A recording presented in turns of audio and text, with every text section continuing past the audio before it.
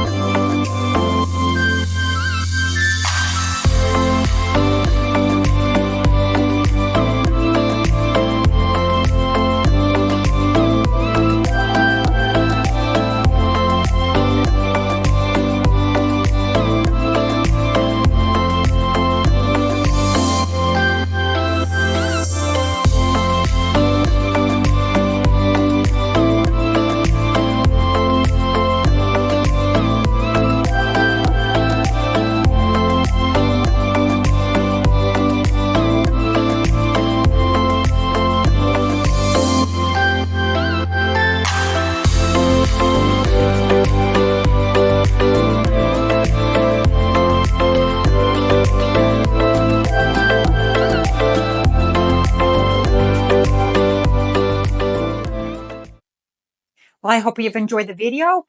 We have more property tour videos, so feel free to binge.